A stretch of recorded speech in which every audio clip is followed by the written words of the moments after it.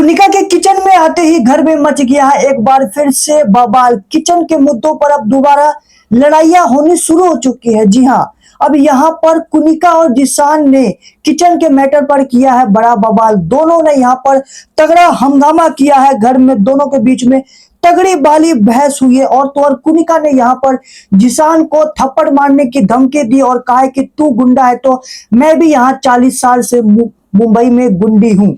ठीक है, अब मैं दोस्तों पूरा मैटर आप सभी को बता देता हूं। होता कुछ ऐसा है कि यहाँ पर आप सभी को पता है कि जब यहाँ पर अमाल की कैप्टनसी में यहाँ पर कुनिका जी किचन के मुद्दे से दूर थी। ठीक है, तो उन अमाल की कैप्टनसी में हमें कहीं ना कहीं यहाँ पर किचन के मुद्दों पर लगभग ना के बराबर लड़ाइया झगड़ा देखने को मिला। अब जैसे ही यहाँ पर अभिषेक बजाज कैप्टन बना है, उसने कुनिका जी की ड्यूटी वापस लगा दी है किचन में। ठीक है, अभिषेक के कहने पर कुनिका जी किचन में वापस आई है।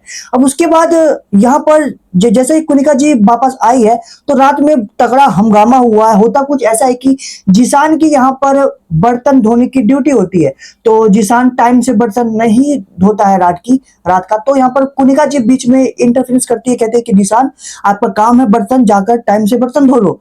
ठीक है, तो जिसान कहता है कि आप मुझे मत सिखाओ, मेरे को जब काम करना होगा मैं कर लूंगा, मैं अपनी मर्जी से करूंगा, आपके कहने पर नहीं करूंगा।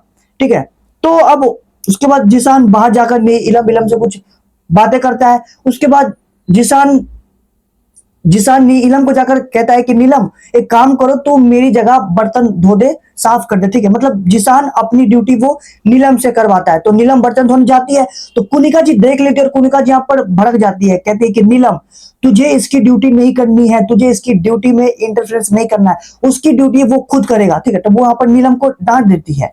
ठीक है, अब नीलम को डांट देती है तो जिसान भी यहाँ पर भड़क जाता है और आकर कहता है कि तुम अपने काम से काम रखो, माइंड योर ओन बिजनेस। मैं कुछ भी करूं या फिर मैं अपनी ड्यूटी किसी से करूं, तुम्हें क्या मतलब है।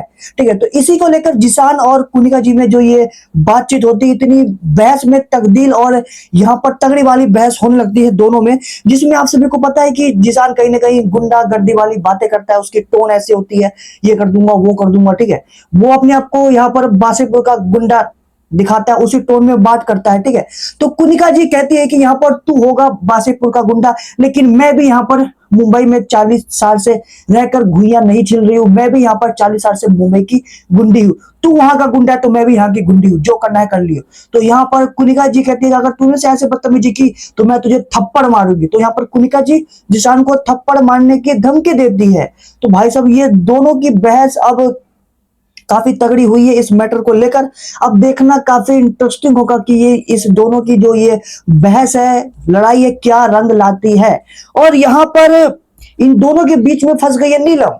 अब नीलम ने यहाँ पर कुनिका जी ने हल्का सा नीलम को डांट दिया है, तो नीलम जो कि कुनिका की अच्छी फ्रेंड है, ठीक है, तो यहाँ पर नीलम फूट फूट कर रोती हुई नजर आई है, क्योंकि कुनिका ने आरोप लगाया है कि नीलम ने जिसान के कान भर दिए अगेंस्ट कुनिका जी के खिलाफ, कुछ कान भर दिए जिसान के, तो इसलिए जिसान यहाँ पर कुनिका जी से भड़क रहा है। तो इस बीच में नीलम फंस कर वो फूट फूट कर रोती हुई नजर आई है। ठीक है, तो यहाँ पर कहीं ना कहीं कुनिका और नीलम के रिश्तों में भी दरार आने वाली है। दोनों एक दूसरे से, मुझे लगता है कि दोनों में एक दूसरे से दूरियां बनती हुई नजर आने वाली है।